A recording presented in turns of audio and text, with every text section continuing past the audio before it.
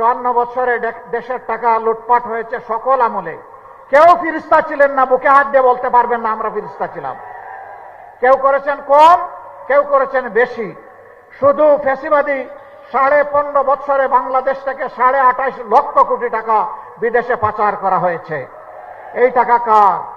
এই টাকা 18 কোটি মানুষের। এই টাকা আজকে জন্ম নেওয়া শিশুর। এই টাকা রাস্তার পাশে বসে আমার যে ভাই, আমার যে বোন ভিক্ষার থালা নিয়ে মানুষের কাছ থেকে ভিক্ষা নেয়, এই টাকা তারও।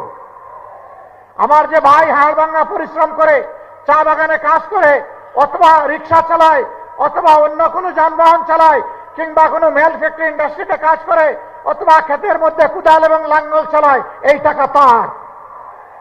জনগণের এই টাকা যারা চুরি করেছে, আল্লাহ তাআলা আমাদেরকে দায়িত্ব দিলে আমরা ওদেরকে শান্তিতে থাকতে দেব না। ওরা দুনিয়ার যেখানেই থাকুক না কেন, জনগণের এই হক যদি তারা স্বেচ্ছায় দিয়ে দেয়, তারা অবশ্যই এটার জন্য অভিনন্দিত হবে।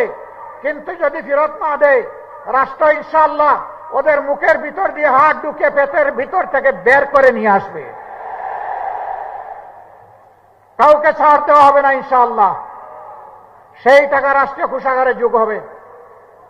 যে এলাকা যত বেশি বঞ্চিত, সেই এলাকায় সর্বপ্রথম উন্নয়নের কাজ শুরু হবে।